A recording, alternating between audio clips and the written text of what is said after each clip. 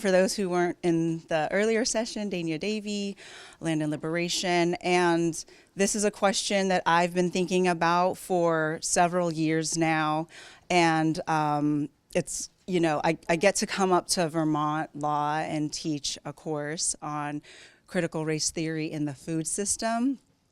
And so it's kind of like, once you start going down one rabbit hole, it like takes you through the whole like ecosystem, mycelial network of rabbit holes. And, this is going to be a workshop about what to expect when you're expecting fascism. So one of the ways that I have been preparing, I mentioned in my remarks earlier that I've been spending a lot of time with ancestors, and I just want to sound cool when I say that, because I just mean that I'm reading books. I mean, I totally am also, right? I totally am doing the other crunchy thing. But in reality, I spend a lot of time in books. Last year, I think I read 65 books. And one of the books that I read last year was a book that I read in college and just called out to me to be reminded of Walter Rodney's How Europe Underdeveloped Africa.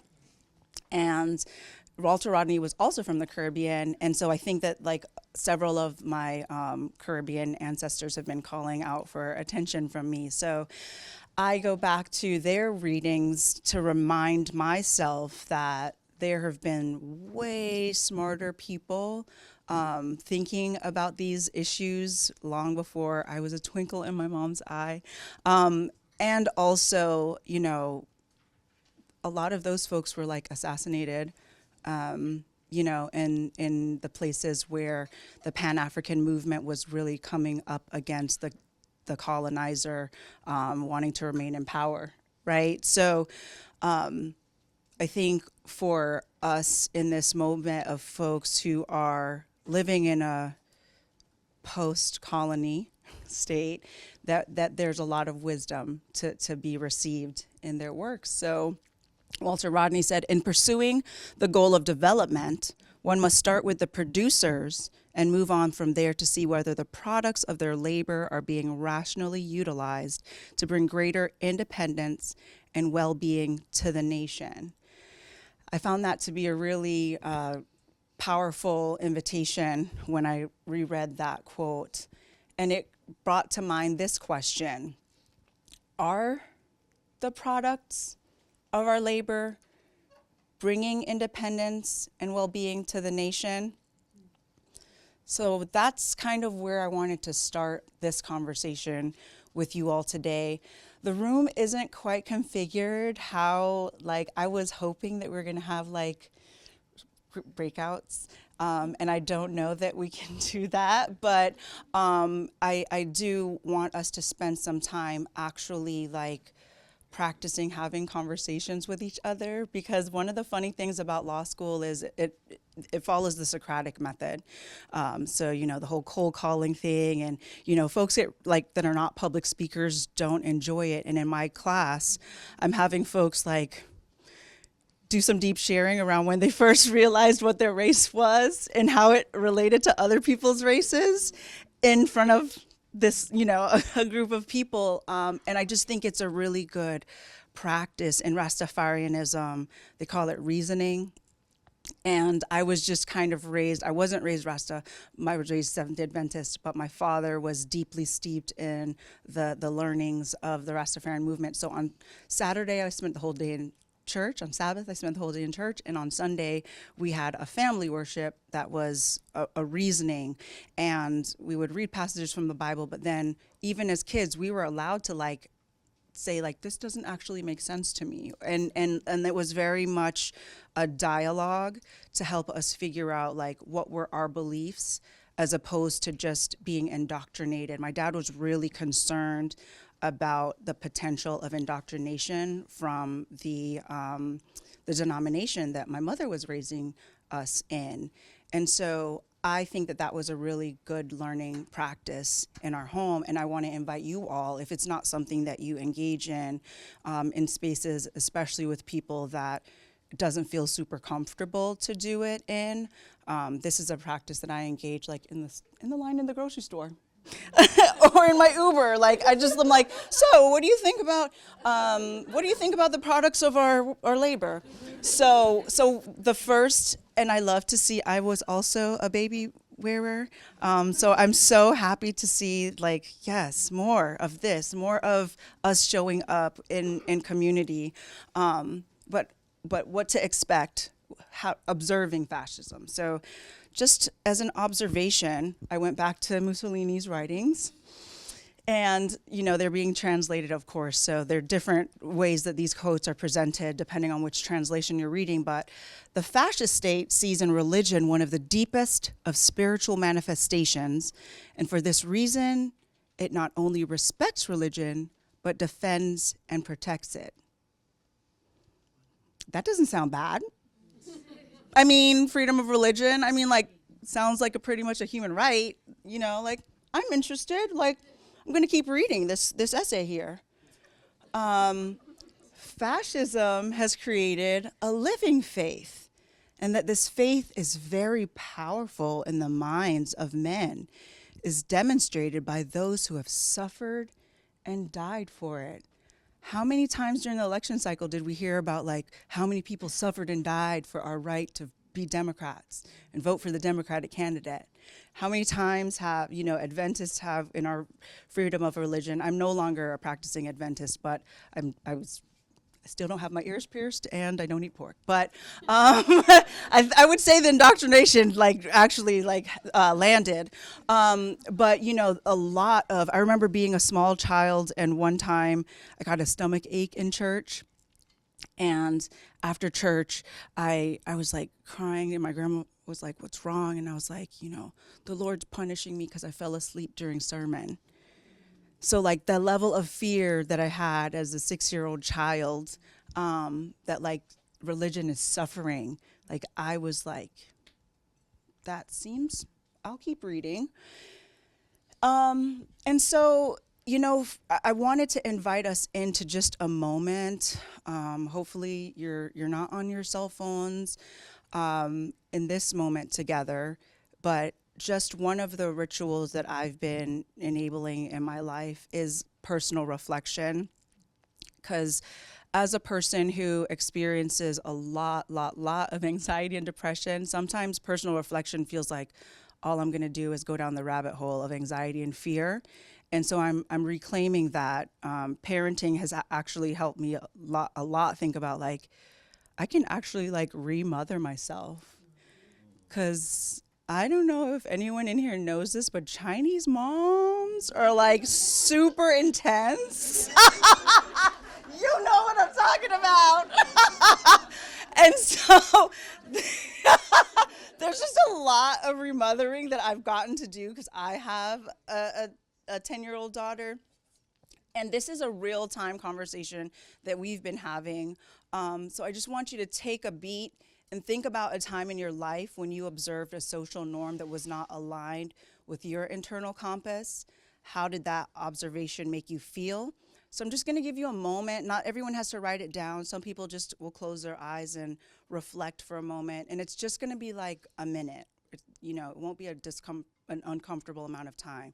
But just, when your tummy was letting you know, when the ancestors inside of you were letting you know, like, something's not right here. So just, I invite you to do that. We're gonna spend 1 minute doing that.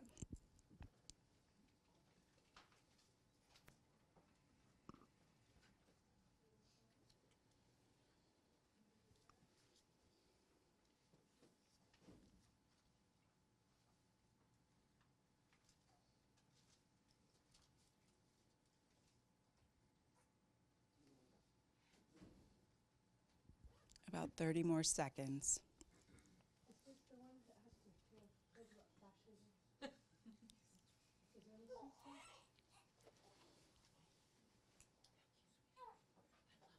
I love you. Nakumpanda. Right back at you. Swahili. Thank you so much. I don't have it exactly right. You're welcome. Has this already started? So about 10 more seconds. Yeah. Did I do it like this? Actually, I circulatory. I better. Okay. So part of why I was doing that was, I don't know if you all know this. There's this thing, some groups think it's like really not awesome. It's called therapy. And I've been in that for like a really, really long time.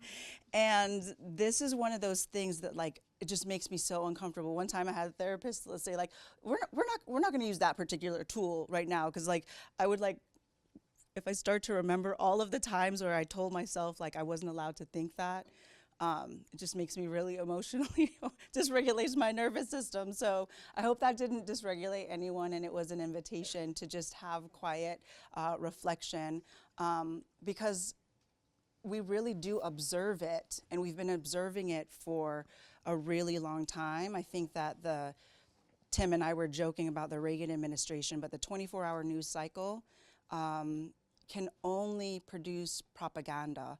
And one of the things, fun fact about Mussolini, he was a journalist. And journalists know how to tell stories that play on people's emotions.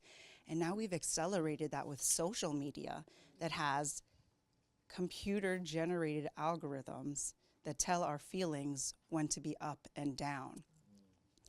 So if we're up here in this a lot and not connecting this and this, how anti-human is that, right? Like they've already won on one level, because we really think that these tools are human needs.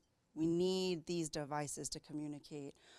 So just even in observing within ourselves when we've felt those disconnects. I'm having a challenge with my 10-year-old right now. My 10-year-old wants to have a cell phone and have the iPad, and I was like, we can't let the fascists win. So yeah, having me as a mom is not super awesome, but I'm just carrying on a tradition that was handed down to me from my mother. So what does fascism look like? What are the things that we should be looking for from the fascists themselves, right? So like this is directly, I copied the notes of the originator of fascism: an ultra-nationalist allegiance. The fascist state makes its actions felt throughout the length and breadth of the country by means of its corporative, social, and educational institutions, and all the political, economic, and spiritual forces of the nation organized in their respective associations, and that circulates within the state. So we've been observing that, right? We've been observing these news outlets producing narratives of fascism, but they called it like two ends of a political spectrum. So we were consuming lots and lots and lots of propaganda for like decades. We're all like, I'm not judging anyone who's, I have a cell phone, right? Like, I'm not judging anyone. I'm just saying, like, we've been seeing that. When I was a kid and we first came to this country, one of the things that like, we like dress up to go everywhere. Like my mom had us like dressed fancy. And when the national anthem was playing, you better believe we had to be in there harmonizing. I was an alto, my sister's soprano, my brother was the tenor. Like we were standing like the Von Trapps. Okay, like it was not a game. And so so that was something that like I was like, yes, like American dream, like I'm becoming one, right? Like, yes. And then there's absolute domination by the nation state. So the fascist conception of the state is all embracing. Outside of it, no human or spiritual values can exist, much less have value. And this one really struck me because I'm, big shocker, a member of a reading a book club with some other moms.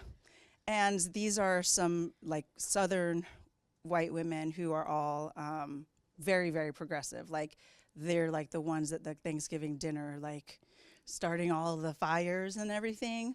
And we were reading this book and just their rhetoric about people on the other end of the political spectrum from them. I was like, whoa, whoa, whoa, whoa. Like, y'all are very not aligned with human and spiritual values when you're using propagandist fear of the nation state to polarize conversations, right? Like that need to be like, I'm right, I'm the moral superior in this interaction. That's not on one side only of the political spectrum. And so I just wanted us to remember that, like, we're not fighting for absolute domination. That is like not awesome.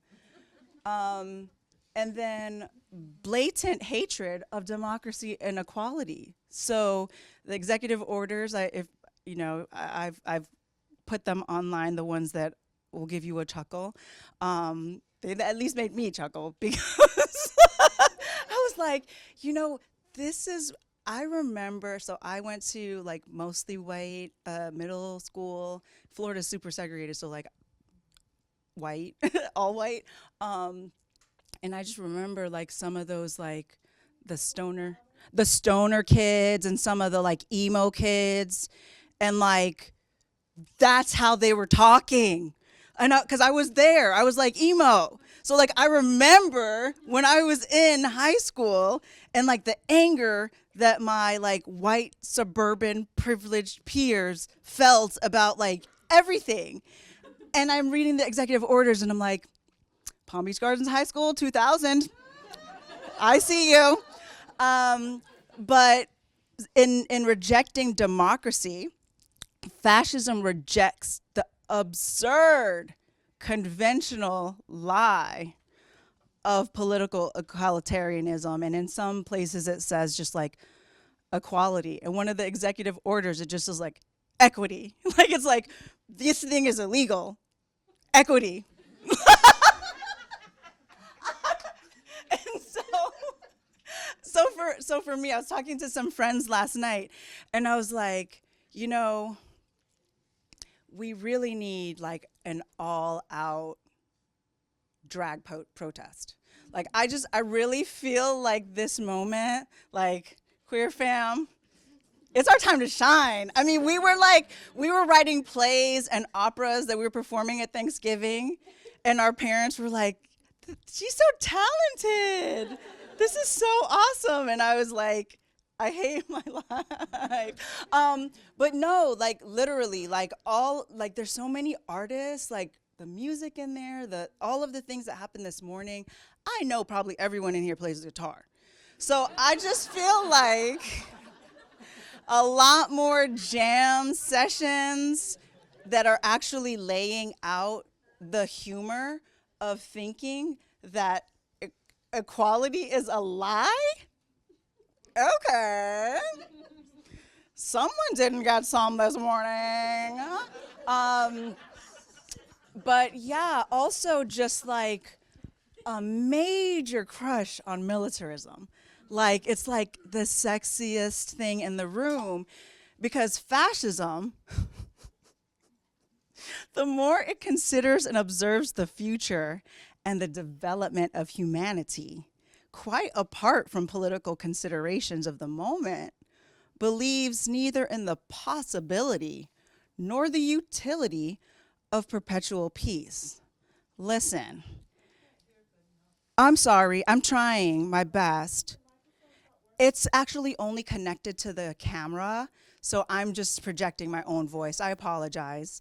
I'll try to project a little bit more. Oh, thank you. Thank you so much. Thank you. So just there's no possibility for peace. And if you read that whole like section in the essay, it says like, if we're not fighting, like how do we know who's the best? Like if we're not like in active combat, like how will we ever know who's the dominant people?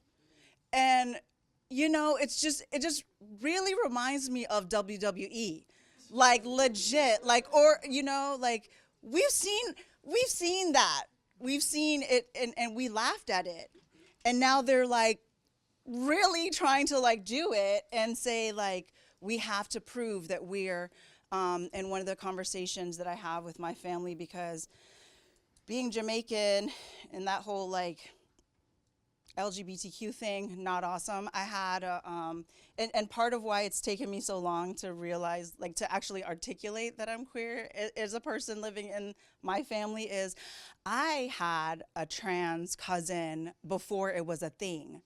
I had a cousin that transitioned like in the like late 80s, and I just remember how my family responded to that. And that really cured me of, of figuring out who I was. And so I've been connecting that to my parents. Like, that was really a scary moment to live through in our family, when it was just like us versus this one person who's just like, ah, like that's what's gonna unify us as a family, is like we don't agree with what this person in our family, how they're trying to experience their own liberation and their own freedom within their body. And, I always know I'm winning a discussion with my parents. I mean, there's no winning. I mean, but I was. But like, I always know when that's happening, when my dad gets really quiet, because like reasoning is like a repartee, right? And so I was like, and we can be diehard Dems every day of the week, but if we're letting trans people be thrown under the bus so that we feel like at least there's one group that's like I'm on top of, we're literally copying and pasting the same ways of denying our interdependence. It's the exact same like brain connections. You're just coming out on the exact opposite, right? So we have to be really, really thinking about connecting the dots, not just because our federal government is under attack, but because the ways in which we want to live in peace with each other, and that's our birthright, to live in peace with each other. They're trying to take that away from us. They're trying to take our ability to be human and not machine, and the efficiency of machines being imposed on us as a human value. No, we have to remember that imperialism is not progress. They think that imposing your will on another group of people is an indication of progress. For fascism, the growth of empire, that is to say, the expansion of the nation, is an essential manifestation of vitality. Again, this vitality stuff, right? It's like, I cannot know how well I'm doing if I'm not better than someone. Like, how is it possible to measure the health of a nation by people being healthy, or like people having their basic human needs met, or like farmers being able to grow their food for their community in ways that are not pricing them out of their ability to be the stewards of the land, the work that they've been doing for millennia. After all, we're all related around the whole world. There's the dog family, the horse family, the cat family, and the human family. Absolutely. Biblically and scientifically and DNA. There you go. There you go. We're all connected, and domination is definitely not the goal. I went back instead of going. The God of love, of God and neighbor. Love of neighbor. I agree completely. So now, like, so those are some of the observations, and I feel like probably as we were reading the Mussolini text together, you were picking up on some themes that you've observed, even in this moment of responding to the crisis. Because the more that we can remain in that part of our brain that is fight, flight, all of those things, the less we have the capacity for the spaciousness of our interdependence. And our interdependence is what's at stake. Because what we're experiencing, if liberalism spells individualism, fascism spells government. And so now you have people who are in the federal government saying we cannot trust the federal government to do what's best for the taxpayers. And now, I don't know if you all know this, but now taxpayers is code for white people. And working class is code for white people. If you hear working class and you think of someone who looks like me, you're not understanding the message that's being read to you. The language that is being used to galvanize rage, fear, and anger are going to ask white people, do you want to be white anymore? Or do you want to be the only human that can exist on this land? That's the question, because taxpayer and working class are being used to militarize our brothers and sisters and children, both online and in all of the spaces where isolated, fearful, dispassionate people gather to trade stories about the ways in which they've been left behind.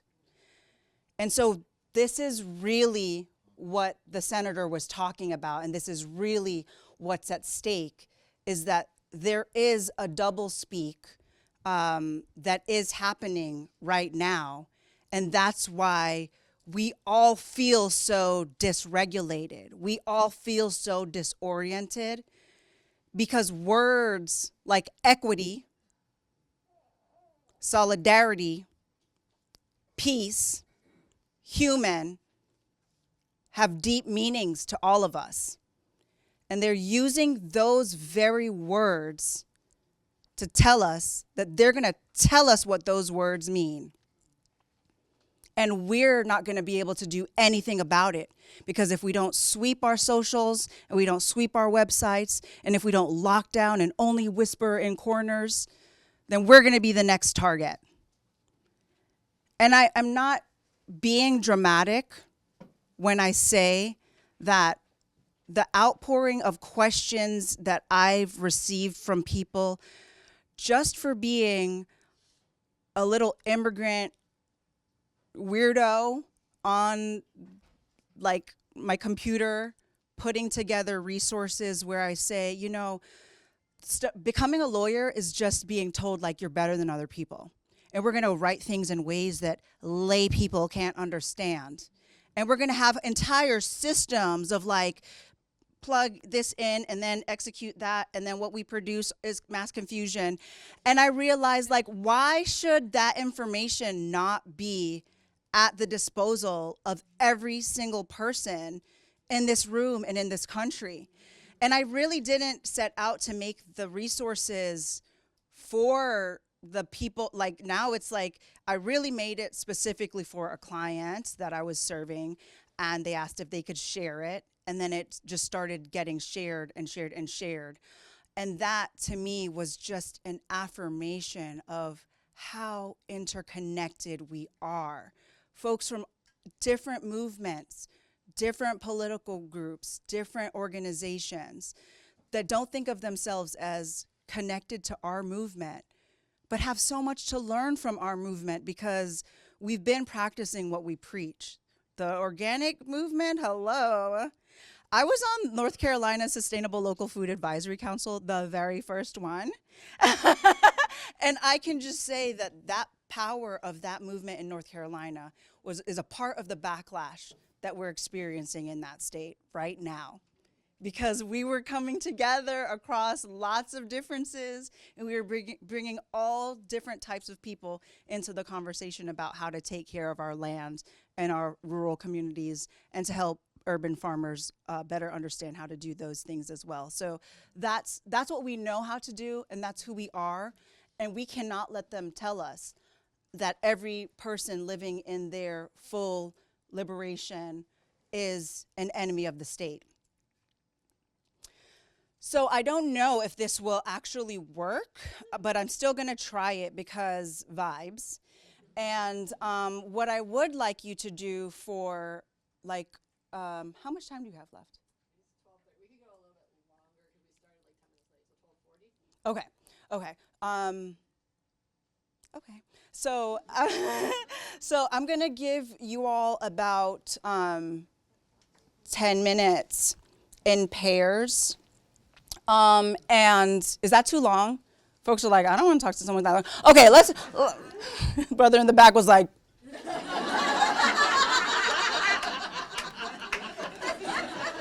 So I'm gonna give you all 5 minutes in pairs.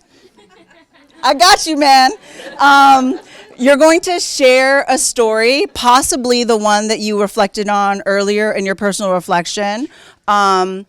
And at a time where you rejected or accepted a social norm that was not aligned with your internal compass.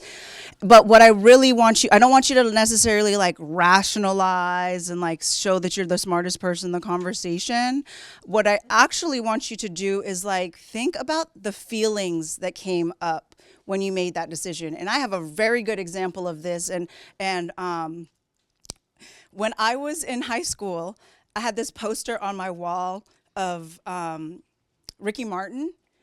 And yes, I was living La Vida Loca. And I was like, yes, I'm here for Ricky Martin.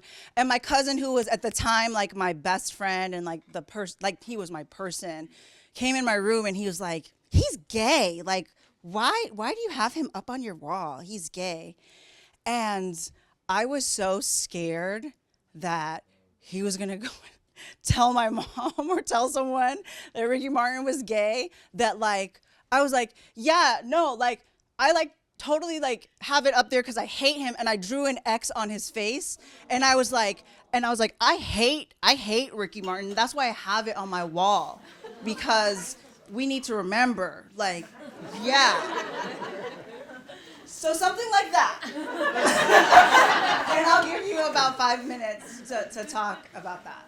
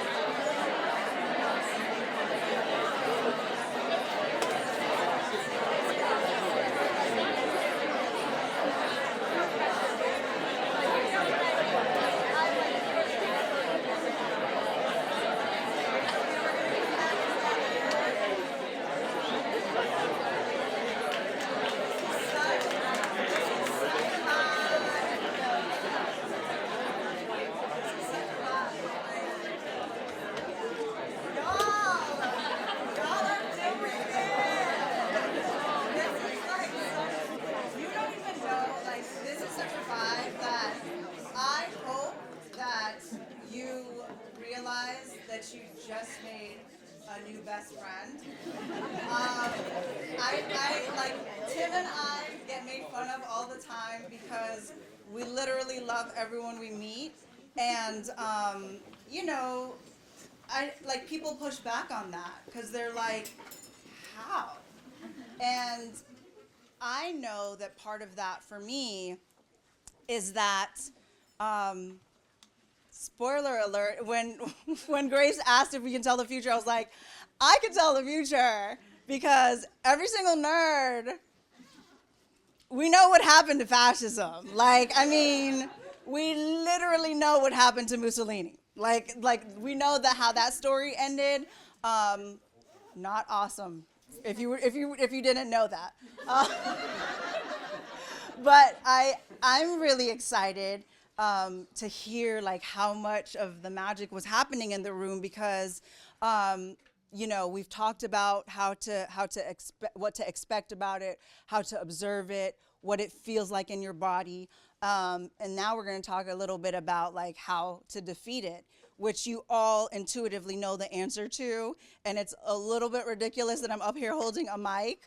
But what I am is I realized like when I was doing my like vision board for this year, and I told Megan Brooklyn this story last night, so they have to bear with me again. But when I was doing my vision board, I was like thinking a lot about how I'm just not obviously queer enough.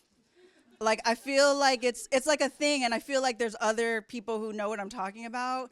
And I also feel like I'm not immigrant enough, and I also feel like I'm not Chinese enough. Like I feel like there's been things that I have packaged for the convenience of being accepted or more accurately tolerated by people who didn't want those parts of me.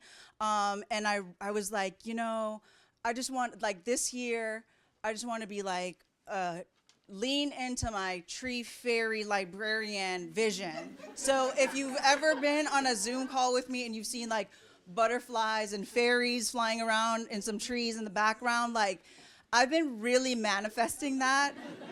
And like the buzzing of, I was like, yes, fairies power.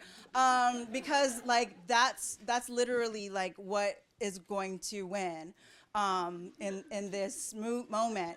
Because yeah, like winning isn't inherently bad. It's just like bad if your winning has to come at like the degradation. But the reality is like, we can't afford to have any throwaway human beings. Like there's no such thing in this commodity consumers culture that we have of throwing things away. Like we can't throw any people away. Like that's just, you know, I hate to be the bearer of bad news. Like we can't rally up people that we don't like and put them in cages because like, so you know, like I said, I've been thinking about the wisdom of the ancestors who've come before me, and you know, the brother who does the tech was talking to me, and he was like, make sure you tell them that the mic isn't amplifying what you say in the room because it'll create cognitive dissonance. And I was like, bro, like I'm not kidding about this telling the future thing. Like the love thing, it's a real thing, and the grace, I was like, those are not, I'm not calling them coincidences anymore, right? Like I'm calling it like I'm leaning all the way into how weird I am and just being like, yes, I'm super weird. Because Frantz Fanon, also someone to consider adding to your reading list if you haven't encountered him or spent much time with him recently. If you haven't read him since college, definitely one to pick back up. But this is a long quote. But sometimes people hold a core belief that is very strong. When they're presented with evidence that works against that belief, the new evidence cannot be accepted. It would create a feeling that is extremely uncomfortable, called cognitive dissonance. And because it is so important to protect that core belief, they will rationalize, ignore, and even deny anything that doesn't fit within the core belief. And there's a lot of cognitive dissonance happening in so many ways. And one of the ways is that the way that we talk about our history as a nation is like weird Rocky. We're like this little scrappy underdog that's like, yay, us, right? But the reality is refugee of policies created by this country, right? Like descendant of peoples who've been moved around this country, this world, because of people not being able to figure out how to connect labor to sharing the wealth so that people don't feel like they have to hoard to be safe. Because lots of people are feeling that right now. There's folks who are like, I got to protect my grant because like I can't really, what other people are doing about their grants and their fundraising, I had to, right? That's a conversation all of us have sat through in the past couple of weeks. And when you let that become how you function, that's how the fascists get you, right? Like, because that fear that they're playing on, it's going to create this cognitive dissonance that like, yeah, all of those people are bad and their humanity has to be disregarded because they're doing things that don't compute, overload, right? Like we're gonna have to really think about how our core belief of love and interdependence and caring for the earth and the trees that have been here for longer than any of us can think, and the soil and the mycelial connections, and just like their resilience, and that they always win. Like the earth doesn't need, the earth, the way that we tell the creation story about like, you know, we come out on top. Like the earth literally does not need us. Like we literally need her. And so when we can get to the place where we can conceive a reality where someone mentions to you what's going on in Palestine or Gaza or Sudan, and you're not like, we got our own problems to fix here in America first.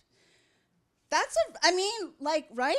Like there's all things come up when you're functioning from a place of not observing the interconnections.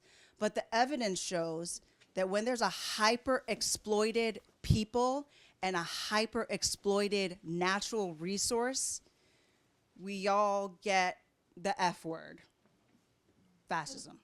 And so I want us to remember, like, that's, you know, the nerd of me is like, evidence, yes. And there's enough of it to go around. So we need to also figure out, like, this is the one, right? The Fancy Fanon quote. Each generation must discover its mission, fulfill it, or betray it. And, you know, as a person who like just loves movements and studies a lot of movements, I just love the idea that a lot of those folks' lives ended in disgrace. They weren't like celebrated heroes of their time, but they knew that their mission was to lay the foundation for us as their liberatory descendants to carry forward the mission. And some of us have gotten to the point where we think we can throw away some of those tactics or strategies because they didn't work or they didn't have the immediate, you know, consumerist outcome of like automatic results.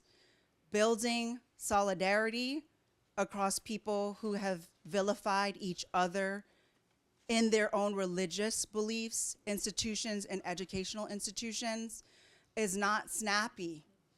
It's not something that happens in a grant cycle. And that's not to knock the work, right? Like it just is a call that every single one of you in the sound of my voice is so mission critical. Every single person you see that makes you uncomfortable is a mirror being held up to you of something that's also in you something that you do not want to sit with, that you might even think is ugly, that person is your mirror. And I'm a mirror. Like, people are like, I love your energy, like vibes, vibes, vibes.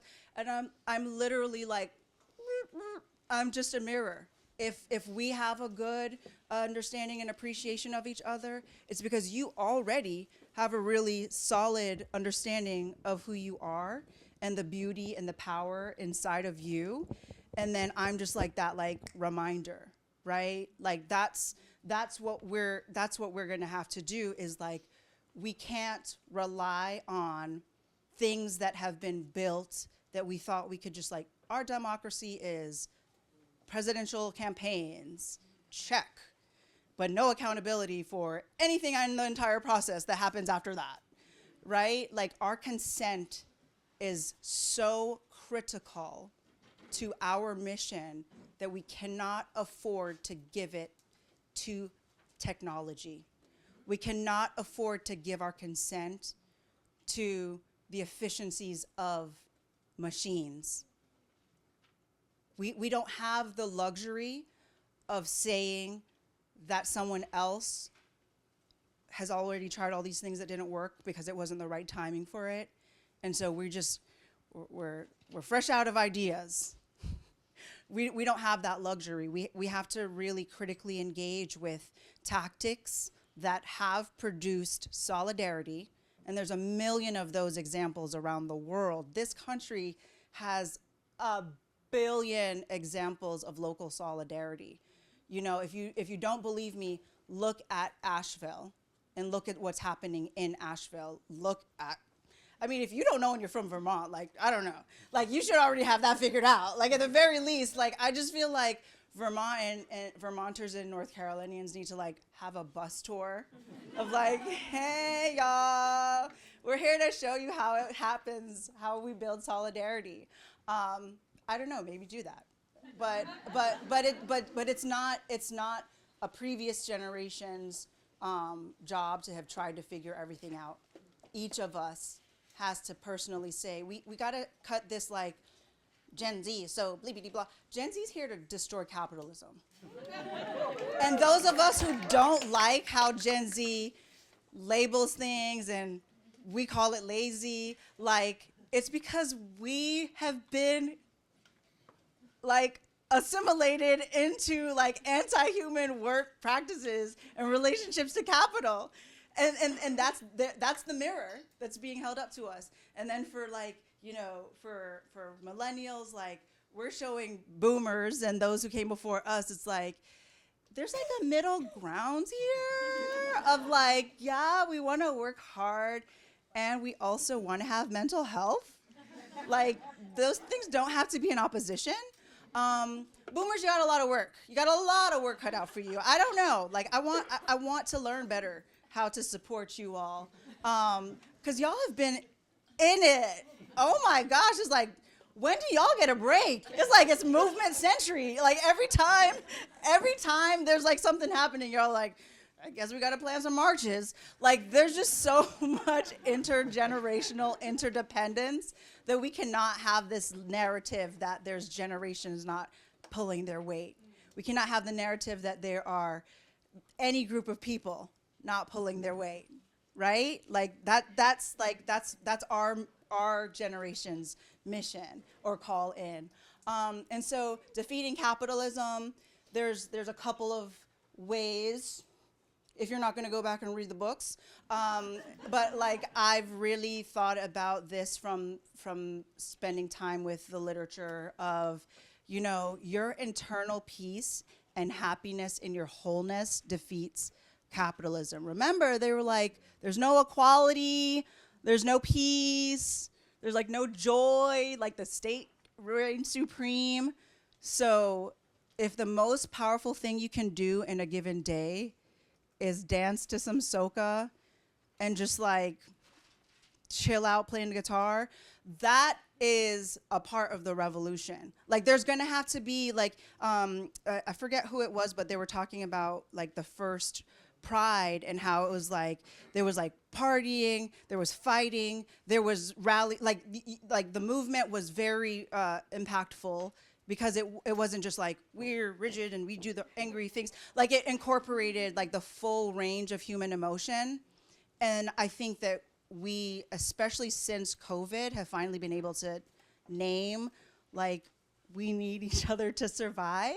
And so just more of that, more of how we need each other and we need this earth to survive. And that whole story, that whole history that we're writing together is how we will be the generation of defeating fascism. Then the community level, right? So I said earlier, community is super inconvenient and really difficult, and everyone is not patting you on the back, and like people literally say like blatantly hurtful things to you in spaces, and that's a part of it.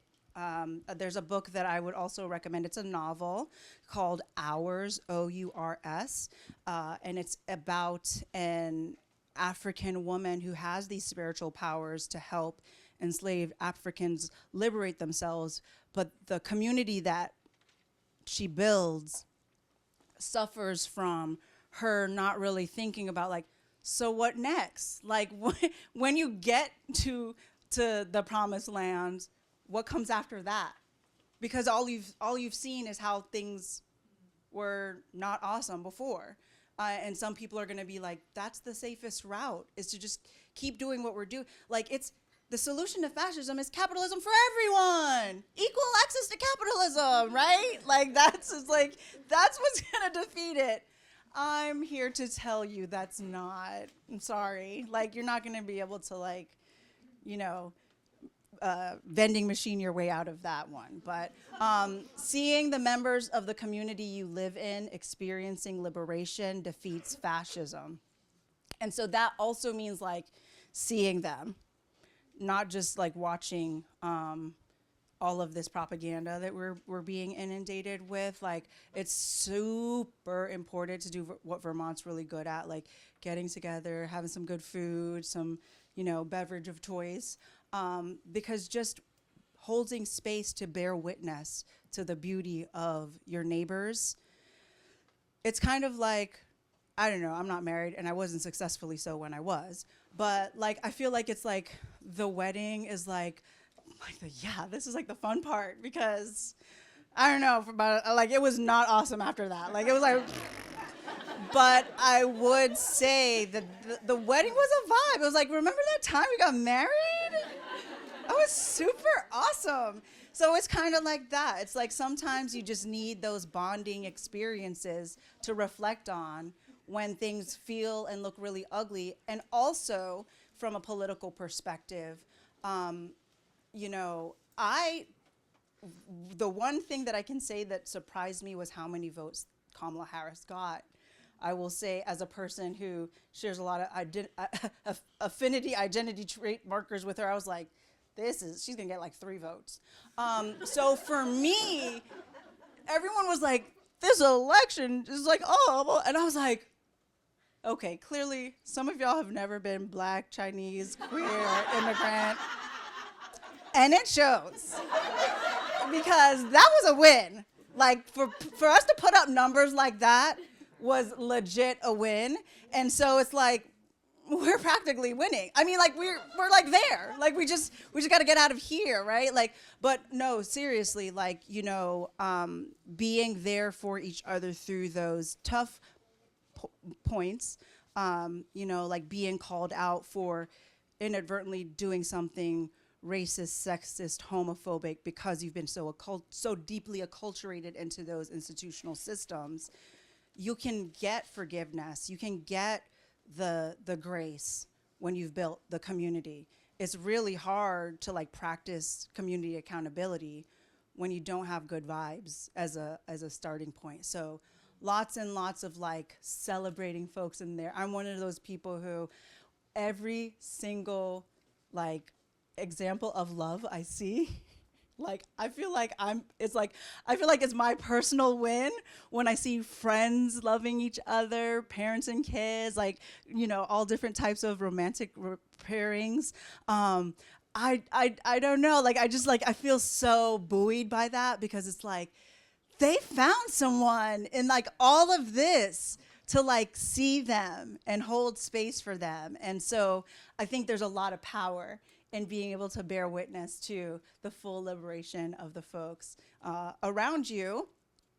And then, this is kind of like the year-long project for our middle school final project, the nation, right? Like, that's where we might not be getting 10s across the board. But one of the things I want to call us into is remembering that seeing ourselves through the eyes of history defeats fascism. Every single person being able to see themselves told in the story of how this nation was formed and is growing, that imagining that we're co-creating, every single one of us, seeing ourselves as a co-creator, a co-founder of this new world, and that there's no people that are worthless in that story. There's no people that are beyond hope in that story. There's no people who don't add value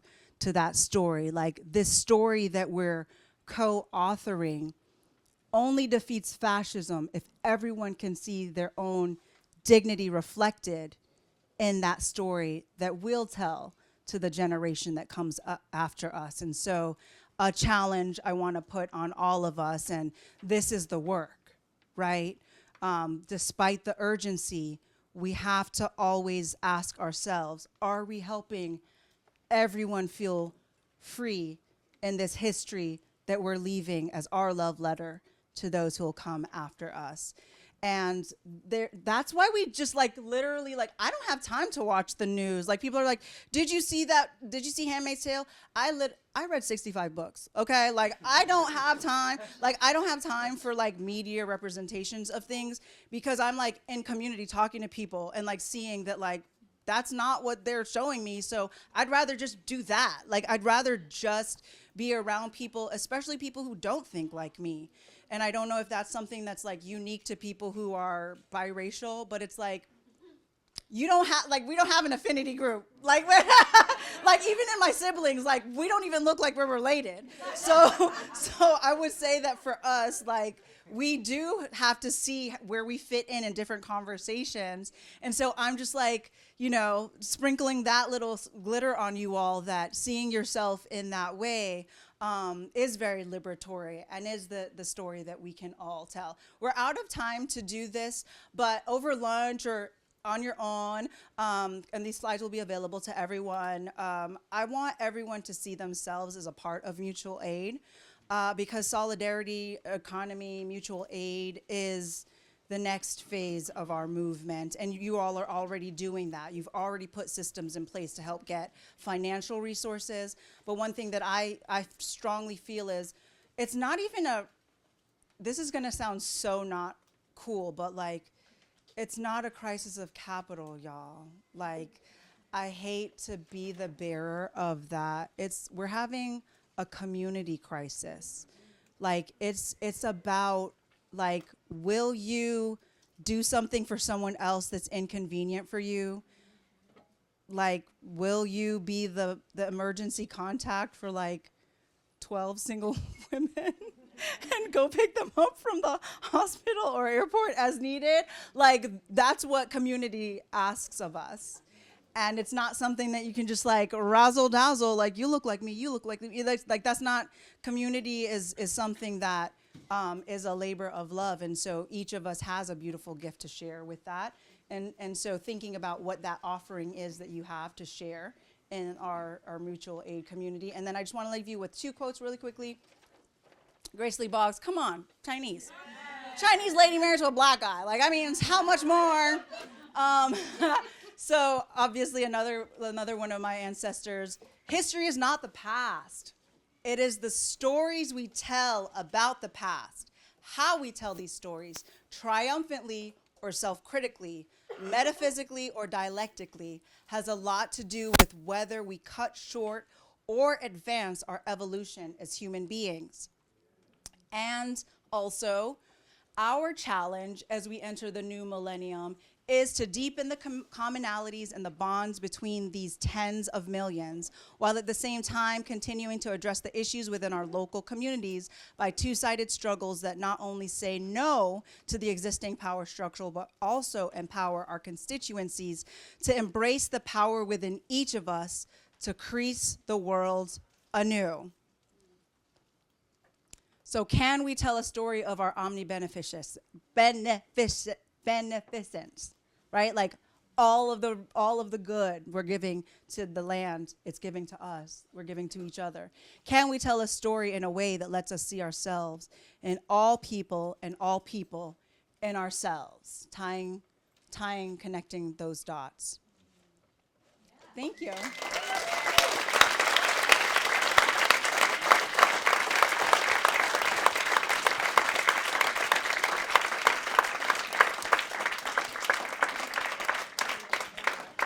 So we're at lunchtime, so, like, I feel like there'll be other times for us to Q&A. Thank you all.